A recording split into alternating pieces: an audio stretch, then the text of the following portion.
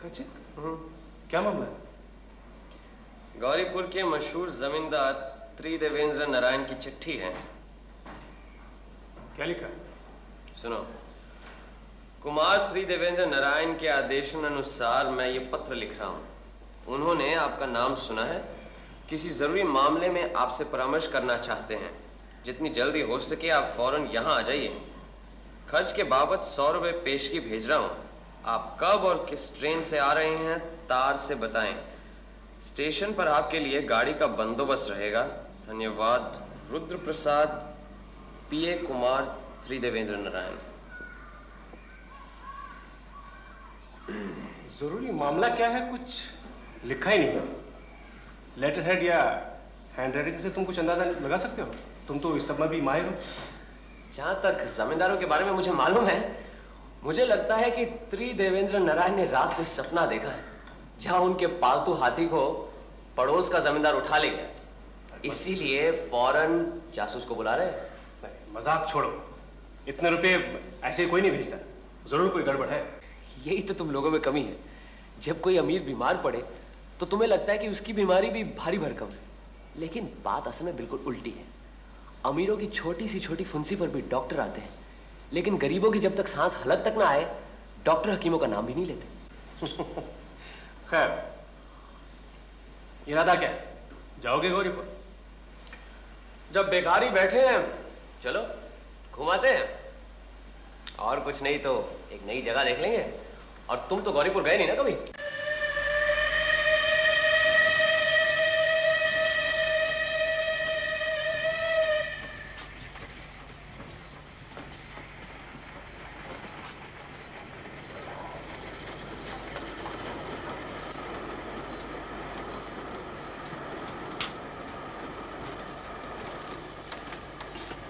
पान लीजिएगा?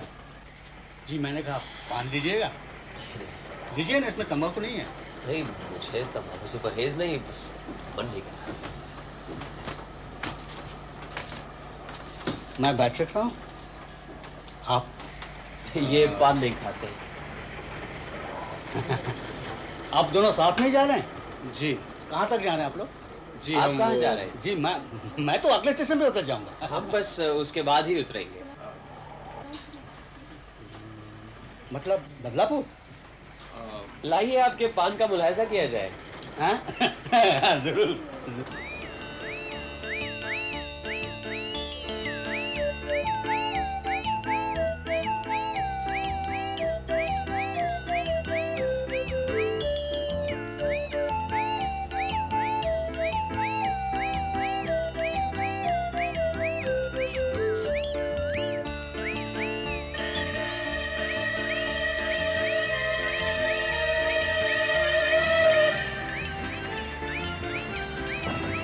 अरे, वो पान वाला आदमी तो।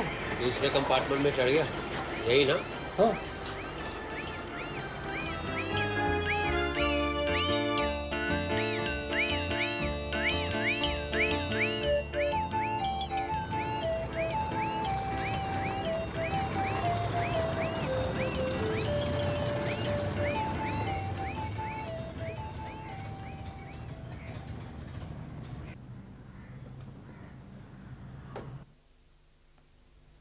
वाह भाई, क्या आलीशान बंगला है। हाँ। मैं कुमार त्रिदेवेंद्र नारायण का प्राइवेट सेक्रेटरी हूँ, रुद्र प्रसाद। मैंने ही आपको चिट्ठी लिखी थी। अच्छा। रास्ते में कोई तकलीफ तो नहीं हुई? जी नहीं। रघुवीर, सामान ले आओ। आइए। आप ही व्योमकेश बाबू हैं? जी हाँ, अजीत कुमार बैनर्जी। ये मेरे मित्र, सहयोगी और भविष्य में मेरी जीवनी लेखक। आपकी जीवनी लिखने के लिए तो भी बहुत वक्त पड़ा है, पर मुझे बड़ी खुशी हुई कि आप अजीत बाबू को साथ लेकर आए, क्योंकि इनकी लेखनी की वजह से तो हमारा आपके साथ परिचय हुआ है। धन्यवाद।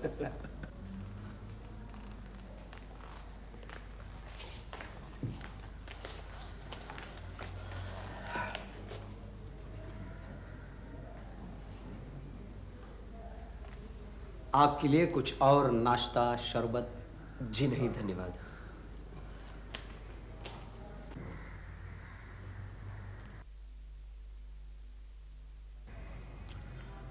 जिस काम के लिए आपको यहाँ आने की तकलीफ दी, वो काम जितना गंभीर है उतना ही उसे गुप्त रखने की जरूरत है। इसलिए सब कुछ बताने के पहले आपको वचन देना होगा कि मैं जो कुछ भी कहूं वो बात हम तीनों के बीच ही रहे। बताइए, किस तरह का वचन लेना होगा? नहीं नहीं, लिखा पढ़ी पूजा पाठ की कोई जरूरत नहीं, आपने कह दिया इतना ही काफी है। अच्छा, अगर घुमा फिरा कर कहानी के रूप में कुछ लिखें तो? जी नहीं, घरेलू मामले की कोई भी बात किसी भी तरह घर के बाहर नहीं जानी चाहिए। आप बेफिक्र रहिए, हम दोनों किसी को कुछ नहीं कहेंगे। हमारी परंपरा के अनुसार बहुत दिनों से हम हीरे जवाहरात इकट्ठे करते आ रहे हैं, ये शायद आपको नहीं मालूम। कुछ कुछ मालूम है। सुना है आपके खानदान में एक अनमोल हीरा है, सीमांत हीरा, और इस तरह का हीरा पूर्व भारत में और कहीं नहीं है। आपको मालूम है? तो आपको यह भी मालूम होगा कि पिछले महीने कलकत्ता में जो हीरे जवाहरात की प्रदर्शनी हुई थी उसमें हमारा सीमांत हीरा भी था। जी मालूम तो है, लेकिन उस वक्त मैं कलकत्ता में नहीं था, इसीलिए प्रदर्शनी में हीरा देखने का मौका नहीं मिला। फिर कभी देखने का मौका मिले या नहीं ये तो नहीं कह सकता। क्यों? सीमांत हीरा चोरी हो गया है। चोरी हो गया? जी, इसीलिए आपको यहां बुलाया है। आपको शुरू से बताता हूं, हमारी जमींदारी बहुत पुरानी है। अंग्रेजों से पहले पठान बादशाहों के समय हमारे पूर्व पुरुषों ने ये जमींदारी हासिल की थी। कैसे हासिल की थी ये बताने में अभी कोई हर्ज नहीं है। हमारे पूर्वज जबरदस्त डाकुओं के गिरोह के सरदार थे। अपने बाहुबल से उन्होंने संपत्ति इकट्ठी की और बाद में बादशाह से सनत के तौर पर जमींदारी पर अख्तियार जमा लिया। वो बादशाही सनत अब भी हमारे पास है और तब से ही सीमांत हीरा हमारे वंश में है। कहते हैं जब तक वो हीरा हमारे वंश में रहेगा हमारा कोई नुकसान नहीं होगा, और अगर किसी भी तरह वो हीरा चला गया तो एक पीढ़ी के अंदर ही हमारा वंश खत्म हो जाएगा। बड़ा लड़का ही जमींदारी का उत्तराधिकारी होता है। यही परंपरा हमारे वंश की भी है। छोटों को भरण पोषण मिलता है। 2 साल पहले हमारे पिताजी के गुजरने के बाद सारी जमींदारी मुझे मिली। मैं उनकी एकमात्र संतान हूँ। मेरे एक चाचा भी हैं, पिताजी के छोटे भाई। जमींदारी से उन्हें 3000 माहवारी दी जाती है। लेकिन हीरे की चोरी कैसे हुई? वही बताता हूँ।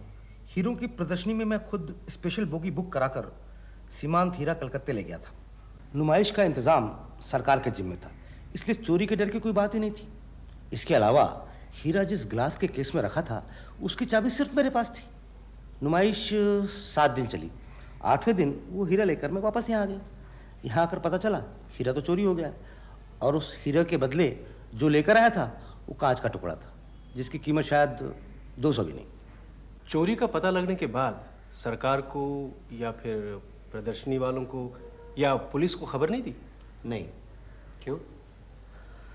खबर देकर कोई फायदा नहीं होने वाला था, क्योंकि चोरी होने के साथ साथ ये पता लग गया था चोरी किसने की है।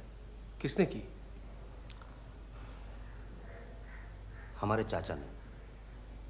जिन्हें आप हर महीने 3000 रुपए भेजते हैं। जी, इसीलिए तो खबर नहीं की। मैं नहीं चाहता हमारे पारिवारिक कलंक को लेकर अखबार में टीका टिप्पणी हो। अच्छा, आपके चाचा रहते कहाँ हैं? कलकत्ता में। आपने उनका नाम सुना होगा, मशहूर शिल्पी और वैज्ञानिक सर दिगेंद्र नारायण राय। ऐसी बहुमुखी प्रतिभा हमारे देश में कमी है। ऐसे प्रतिभाशाली पुरुष और चोरी? हमारे चाचा की निगाह इस सीमांत हीरे पर हमेशा से थी। इस हीरे की कीमत क्या होगी? कीमत की वजह से नहीं, रुपया पैसा तो हमारे चाचा के पास बहुत है, शायद हमसे भी ज्यादा। और हमने भी कभी उस हीरे की कीमत जानने की कोशिश नहीं की। ग्रह देवता की तरह वो हीरा हमारे लिए अमूल्य है। जब हमारे पिताजी जिंदा थे तब भी हमारे चाचा ने हीरा उनसे मांगा था, उन्होंने नहीं दिया। पिताजी के गुजर जाने के बाद उन्होंने मुझसे भी मांगा। देखो बउआ, तुम मुझे हर महीना जो 3000 भेजते हो उसकी मुझे कोई ज़रूरत नहीं। तुम्हें चाहिए तो मैं तुम्हें 5000 महीना भेज सकता हूँ जब तक मैं जिंदा हूँ। सीमांत हीरा मुझे चाहिए। उस दिन के बाद से आज तक न चाचा से बातचीत हुई न मुलाकात। हीरा लेकर जब कलकत्ता से वापस आया तो उनकी एक चिट्ठी मिली। वो चिट्ठी आपको दिखाता हूँ।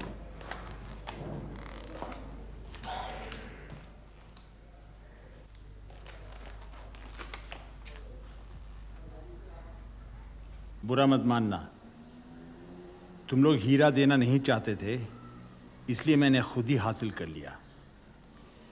हीरा न होने से तुम्हारा वंश बर्बाद हो जाएगा, यह महज एक वहम है।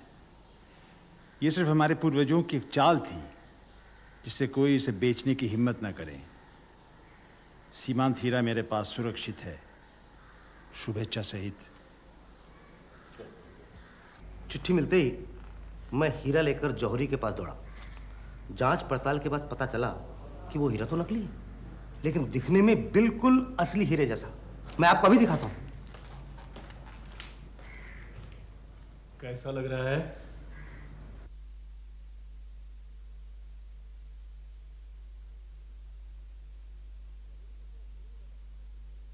जौहरी के सिवा कोई नहीं बता सकता कि हीरा नकली है। तो मेरा काम हुआ आपको असली हीरा ला कर देना। जी, ये काम कर दीजिए और हमारे वंश का हीरा हमें दिलवा दीजिए। लेकिन ये हीरा नुमाइश से गायब कैसे हुआ?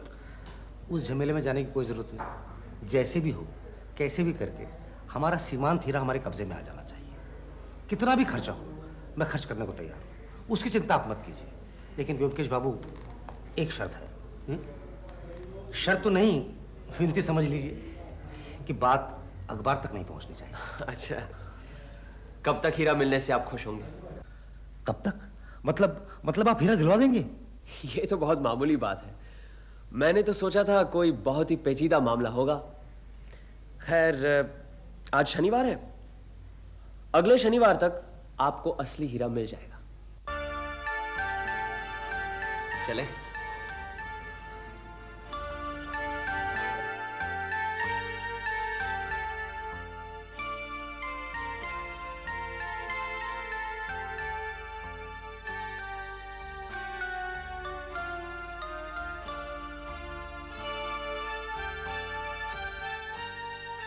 सर, दिगेंद्र का बंगला यही है? हाँ यही है, उधर जाइए। अच्छा।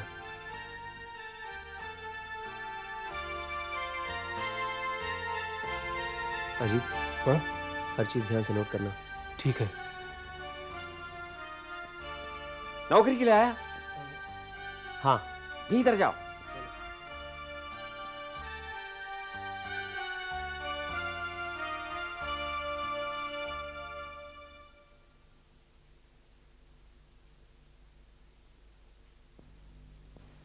सुनिए जी? यहाँ ये भीड़ कैसी? सर, दिगेंद्र नारायण को एक पर्सनल असिस्टेंट की ज़रूरत है। उसी के लिए हम सब उम्मीदवार हैं। आज इंटरव्यू है? जी, 10 बजे।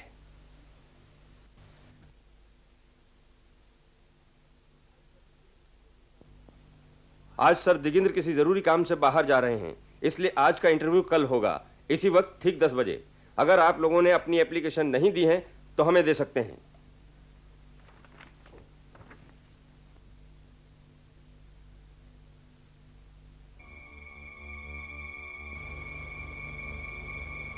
सुनिए जी, आप अपनी कॉपी से एक पन्ना देंगे मुझे? जी।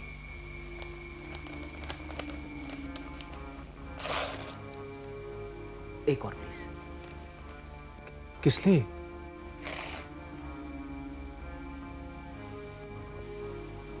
बैठो। हाँ? जैसे मैं कहता हूँ वैसे हो। क्या? और यहाँ पर ये भरो इसको।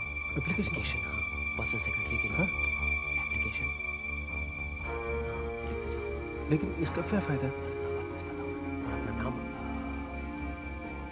जितेंद्र नाथ लिख दो। जितेंद्र नाथ क्यों? हाँ, लिख दो तो बाद में बताऊँ। हाँ, ऐसे।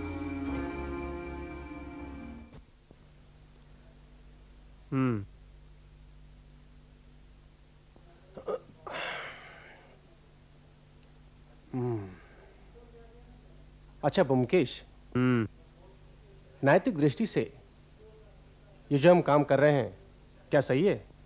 कौन सा काम? यही गलत नाम देकर अर्जी जो दे आए, या मान लो वो हीरा में मिल भी गया, तो क्या उसे हासिल करना चोरी नहीं है? होगी, होगी क्यों नहीं? और अगर पकड़े गए तो जेल भी जा सकते हैं। लेकिन हम चोर के घर चोरी कर रहे हैं, देखा जाए तो ये एक पुण्य काम है।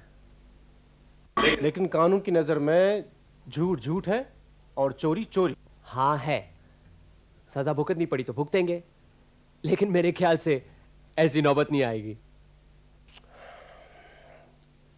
अच्छा, तुम्हें क्या लगता है वो हीरा उसी घर में है? जिस हीरे के लालच में चाचा ने बुढ़ापे में ही भतीजे से सारी संपत्ति हड़प ली, उसे एक भी लम्हे के लिए आंखों से ओझल नहीं होने देगा। बस सिर्फ यह पता लगाना है कि वो हीरा है कहां। अच्छा, मान लो हमने जो 2 अर्जियां दी हैं, अगर वो बेकार हों और काम किसी और को मिले तो? हमें सुनहरा मौका मिला है, उसका फायदा उठाना चाहिए। हमने जो क्वालिफिकेशंस लिख दी हैं, शायद वो दूसरों में ना हो, इसलिए नौकरी हम दोनों में से किसी को मिलनी चाहिए। कहीं ऐसा ना हो दोनों को मिल जाए। और अगर न भी मिले तो सर दिगेंद्र के साथ 10-15 मिनट बाद का मौका मिल जाएगा, वो भी काफी है। लेकिन एक बात याद रखना कि कल इंटरव्यू में तुम्हारा नाम जितेंद्र नाथ है और तुम्हारा निखिलेश।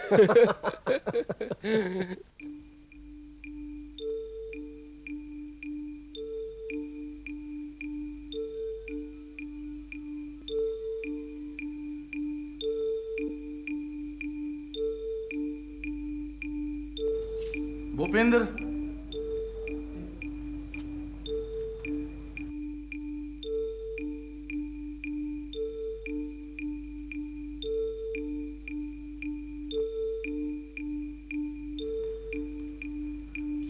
जितेंद्र नाथ और निखिलेश,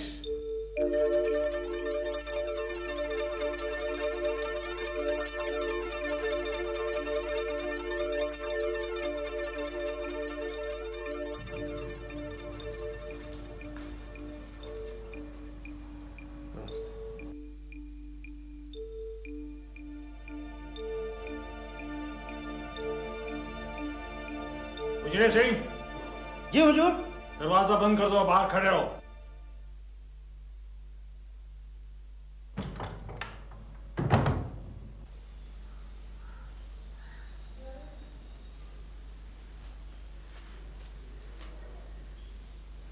निखिलेश किसका नाम है? जी मेरा। तुम निखिलेश हो जी। और तुम जितेंद्र नाथ? जी। तुम दोनों ने क्या सलाह कर दरखास्त दी है? सर मैंने नहीं पहचानता। अच्छा, लेकिन दोनों ने बिल्कुल एक जैसा कागज इस्तेमाल किया है। लगता है एक ही नोटबुक से लिए गए हैं।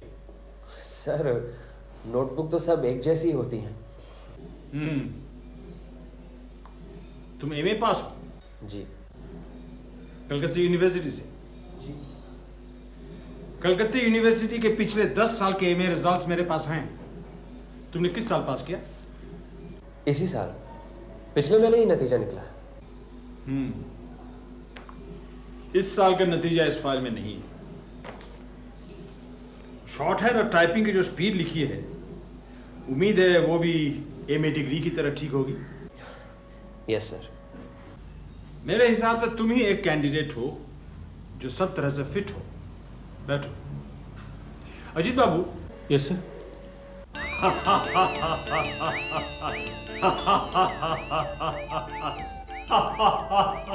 बैठो अजीत, बैठो। शर्माने की कोई जरूरत नहीं, मैंने तुम दोनों को पकड़ लिया है।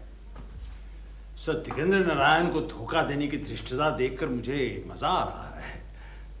और ब्योमकेश, तुम ऐसा एक बचकाना काम करोगे ये उम्मीद नहीं थी। तुम्हारी उम्र ज्यादा नहीं, लेकिन देखकर तो लगता है भेजे में बुद्धि है। और ब्रेन मैटर 50 आउंस तो है ही। लेकिन सर ब्रेन मैटर से क्या होता है? सब निर्भर करता है कन्वोल्यूशन पर। हालांकि कूट बुद्धि, इंट्यूशन, हठधर्मी, ये सब तो पर्याप्त है। और रीजनिंग पावर भी डेवलप लगता है। इंटेलिजेंट कहा जा सकता है, क्यों?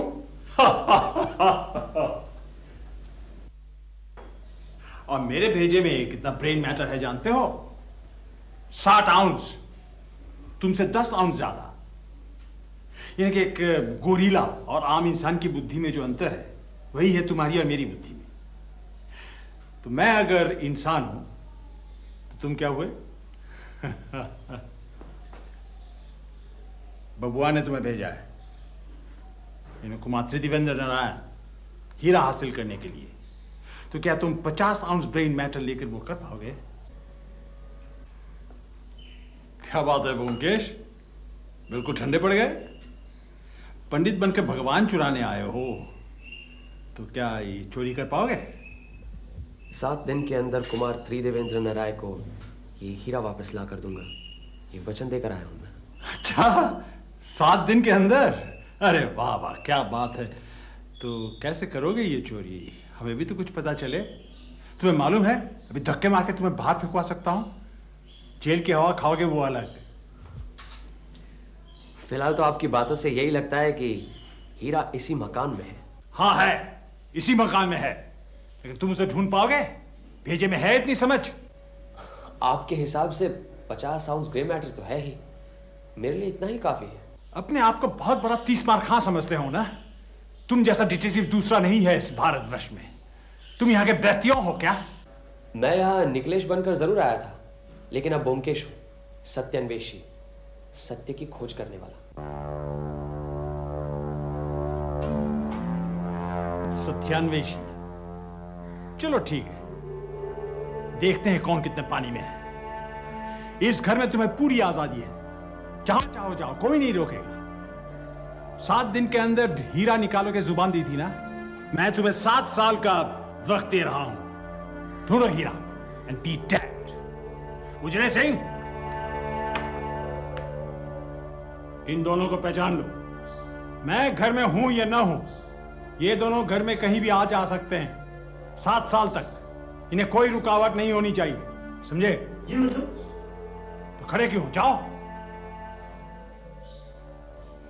कौवा चला हंस की चाल, समझे ब्योमकेश बख्शी? जिंदगी गुजर जाएगी मगर वो चीज तुम्हें नहीं मिलने वाली। मगर एक शर्त है, इस घर में तस्वीरें, स्कल्पचर, क्यूरियोस चारों तरफ बिखरे हुए हैं। हीरा ढूंढने के उत्साह में ये चीज को कोई नुकसान पहुंचा, टूटा या गिरा, तो उसी वक्त मैं धक्के मार के तुम्हें बाहर निकाल दूंगा। मंजूर? मंजूर है। और कुछ? फिलहाल तो कुछ नहीं। सर, मुझे एक बात जानने की बड़ी उत्सुकता हो रही है। आपको कैसे पता चला कि हम ब्योमकेश और अजीत हैं?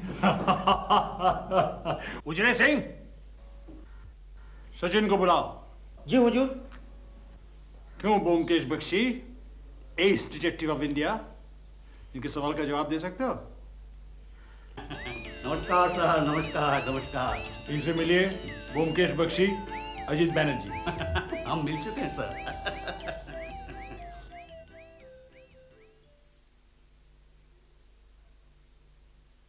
मेरी बेवकूफी से ही सारा गड़बड़ हो गया। तुमसे बेवकूफी हुई जरूर है, लेकिन बुड्ढे को हमारे बारे में पहले से मालूम था। कुछ भी कहो, खूब उल्लू बनाया हमारा।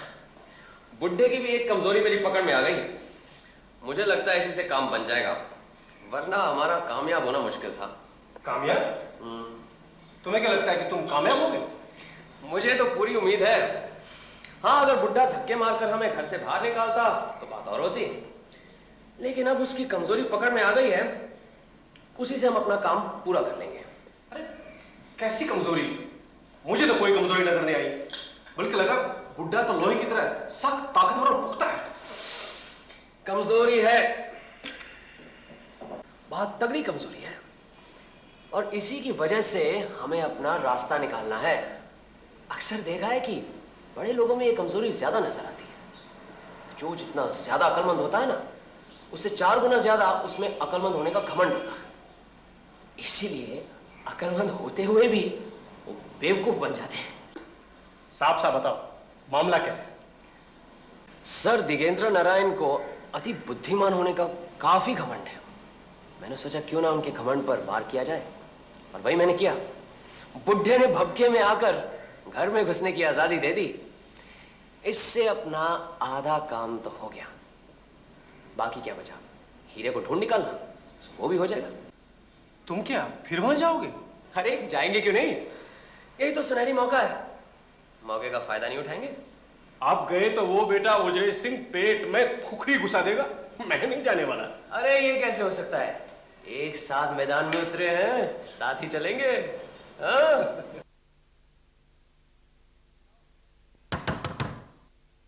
आ जाओ। नमस्कार। हीरा मिला? जी नहीं, मिल जाएगा। ये क्या बना रहे हैं? विख्यात नटराज मूर्ति का एक छोटा सा प्लास्टर कास्ट तैयार कर रहा हूँ। मैं इसे पेपर वेट की तरह इस्तेमाल करता हूँ। कैसी है? बहुत अच्छी है। असली मूर्ति पत्थर की है या?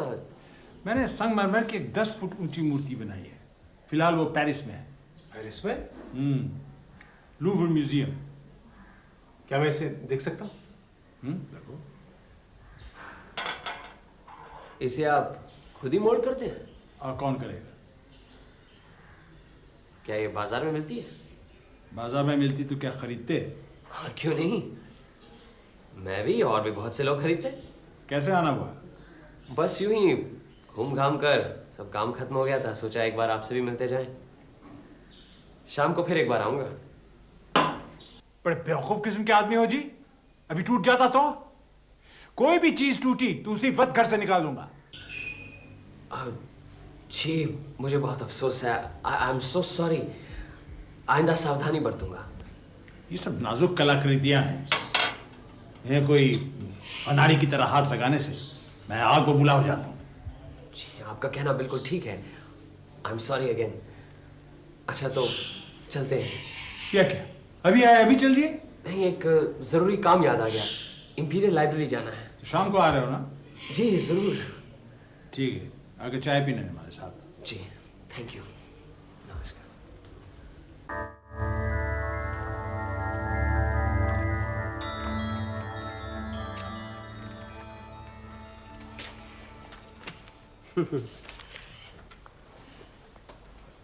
क्या बात है? प्लास्टर कास्टिंग के बारे में क्यों पढ़ रहे हो?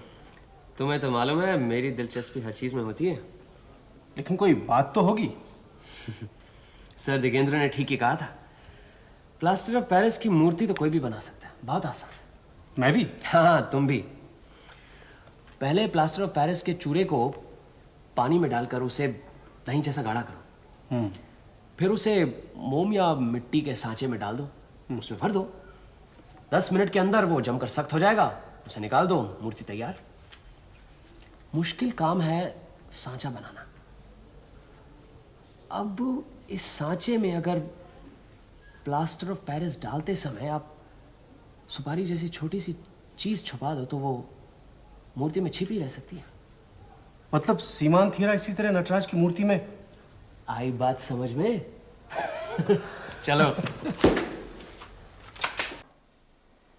कोई आया था? जी नहीं, एक चिट्ठी आई है। लाओ दे।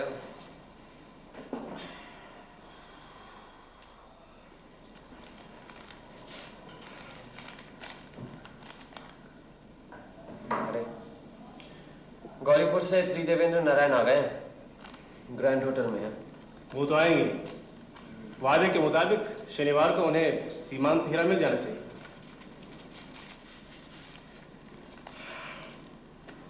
क्या सोच रहे हो? अगर सर दिगेंद्र को पता चल गया कि कुमार बहादुर आ गए हैं, कहीं ऐसा ना हो हमें अपने घर के अंदर घुसने न दें। अरे इतने दिनों से घर के कोने कोने की तलाशी ले रहे हो, अब बाकी रह ही क्या गए? मुझे यकीन होता जा रहा है कि वो हीरा सर दिगेंद्र की बैठक में ही कहीं है। मैंने गौर किया, बुढ़ा जहां भी हो उसकी नजर हमेशा टेबल पर ही रहती है। चलो खा पी के सोते हैं, आज तो बहुत थक गए। अजीत, मुझे लगता है वो हीरा नटराज मूर्ति के अंदर छुपा कर रखा है। अरे तुमने देखा नहीं किस तरह से मूर्ति मेरे हाथ से ले ली? कल तो किसी भी तरह उस मूर्ति को जाकर हासिल करना है। लगता है मुझे इस मूर्ति से प्यार हो गया है। कल सारी रात इसकी याद में नींद नहीं आई। सच। ओमकेश, तुम्हारे मन की बात मैं जानता हूं, मुझसे कुछ छुपा नहीं सकोगे। इस मूर्ति के लिए रात भर नींद नहीं आई तो जाओ, आज से ये मूर्ति तुम्हारी, मेरी तरफ से तोहफा। अब तो खुश? ये नाजुक और कीमती है, संभाल के रखना, कहीं टूट ना जाए। बहुत बहुत धन्यवाद सर दिगेंद्र, आपका तोहफा सर आंखों पर। 6 दिन तो हो गए, कल भी आओगे क्या? हाँ, बस कल ही का दिन तो बाकी है।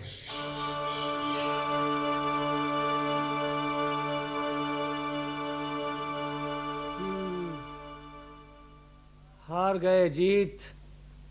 क्या बात है? मेरी कुछ पल्ले नहीं पड़ रहा।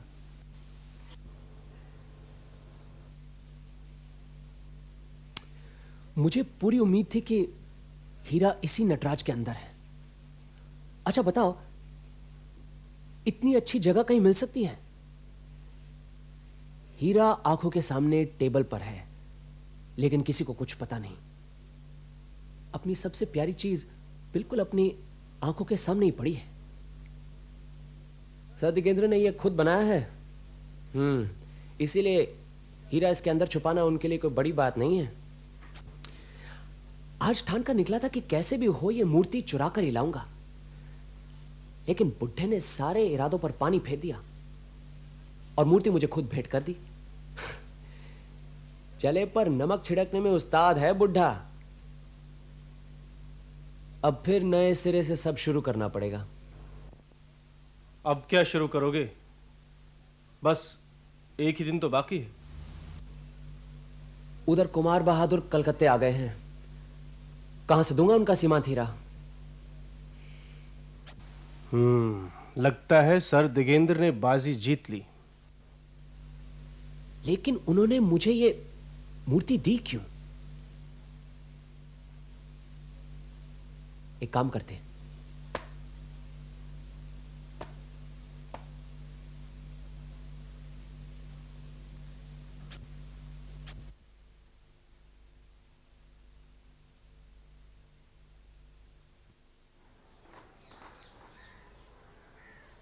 कैसे हो उजरे सिंह? ठीक है साहब। आज हम तुमसे मिलने आया। कितने दिनों से हो यहाँ तुम? साहब बोला आप लोग को अंदर बैठने के लिए। तुम क्या कभी अपने मुल्क जाता नहीं? किधर है मुल्क को, नेपाल या दार्जिलिंग? साहब बोला आप लोग को चाय पिए तो हम देंगे, आप अंदर बैठिए। अच्छा लाओ, तुम्हारा एक बीड़ी दो। बीड़ी हम नहीं पीता साहब, आप अंदर बैठिए। साहब अभी आ जाएंगे, बाहर गया। तुम्हारे साहब अंदर नहीं है? नहीं, लेकिन अभी आ जाएंगे। आप लोग को बोला साहब अंदर बैठने के लिए।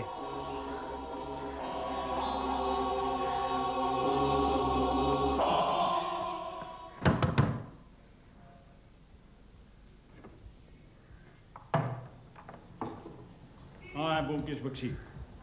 बाहर गए? आपका नाम जी बताइए ना। मेरा नाम जानकर तुम क्या करोगे? बाबू का हुक्म है, कोई भी आए उनका नाम पता रखूं। अच्छा ये बात है, तो कह देना गौरीपुर के कुमार साहब के आदमी आए थे। एक गिलास पानी लाना, दवा लेनी है।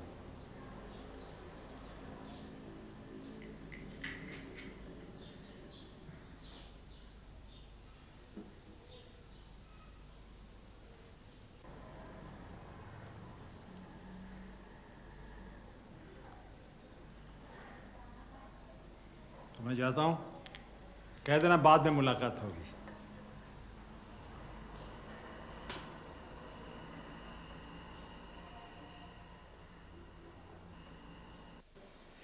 अरे बूटी राम, तुमने तो बहुत अच्छा काम किया है। अजीत, तुम्हें जानकर ताजुब होगा, पूरे एक दिन 24 घंटों तक वो सीमांत हीरा इसी टेबल पर था। खैर अब तो पता चल गया है हीरा कहाँ है। लेकिन तुमने उन्हें ले क्यों जाने दिया? कोई बात नहीं, अब पता जो चल गया है कि असली चीज कहाँ है। Grand hotel, Kumar three Devendra को दीजिए। कहिए ब्योमकेश बात करना चाहते हैं।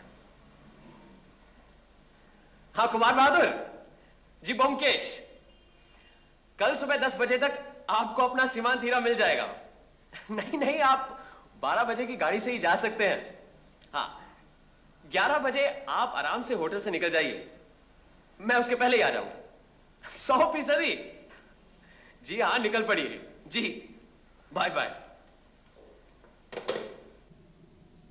अरे आओ आओ, आजकल जब तक ये जुगल जोड़ी के दर्शन नहीं होते तब तक खाली खाली सा लगता है, आदत सी पड़ गई है। ए, चाय लिया। आपको 7 दिनों से काफी परेशान किया हमने, बस यही कहने आया था, हम कल से नहीं आएंगे। जिंदगी में हार जीत तो होती रहती है। आपको जरूर मालूम होगा, आपके भतीजे साहब ग्रैंड होटल में ठहरे हुए हैं। मैंने उनसे भी कह दिया है, उन्हें यहाँ और ठहरने की जरूरत नहीं। बस आज उनसे भी विदा ले लूंगा। चलो अच्छा हुआ, सुबह का भूला शाम को घर तो आ गया। और बबुआ से भी कह देना कि अपने समय बेकार में बर्बाद ना करे। जी जरूर कहूंगा। आपकी ऐसी ही दी हुई सौगात मैंने अच्छी तरह संभाल के रखी हुई है। आपकी मधुर याददाश्त के हिसाब से ये मेरे लिए एक बहुमूल्य तोहफा है। हमारे यहाँ इतने दिन लगातार आकर तुम्हारी दिलचस्पी शिल्प कला की तरफ बढ़ी है, ये जान के मुझे बड़ी खुशी हुई। इतने दिनों तक कला और संस्कृति की तरफ तो मेरी कोई दिलचस्पी ही नहीं थी, लेकिन आपके संपर्क में आकर कला का जो रस मिला है वो जिंदगी भर याद रहेगा। वो चित्र भी आपका मुझे बहुत अच्छा लगता है। ये चित्र मैंने 20 साल पहले बनाया था। अच्छा, अब आपसे विदा लेता हूँ। आपसे मिलकर मुझे फायदा ही हुआ है। कभी जरूरत पड़े तो जरूर याद कीजिएगा। मैं सत्यान्वेषी हूँ, सत्य की खोज करना मेरा पेशा है। आपके सामने हाजिर हो जाऊंगा। अच्छा सर, नमस्कार। चलो जी, नमस्कार।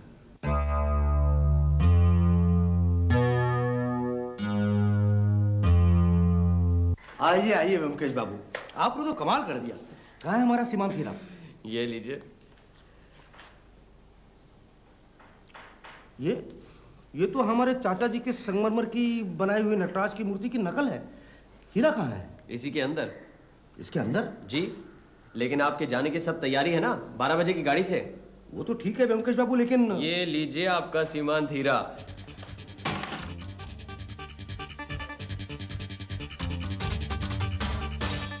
हाँ, यही हमारा सीमांत हीरा है। तुम्हें कैसे पता चला कि हीरा इसी मूर्ति में है?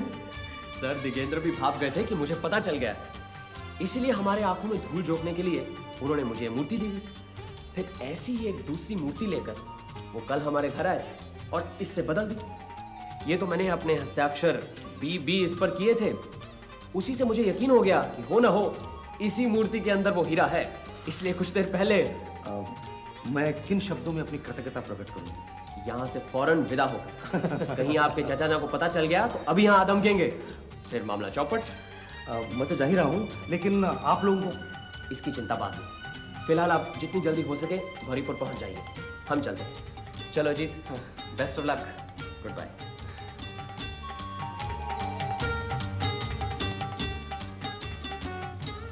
अजीत, ये देखो, लो ये पढ़ो। प्रिय ब्योमकेश बाबू, आपकी कृतज्ञता के जवाब में जो कुछ भेज रहा हूँ वो आपकी प्रतिभा के सामने कुछ नहीं है।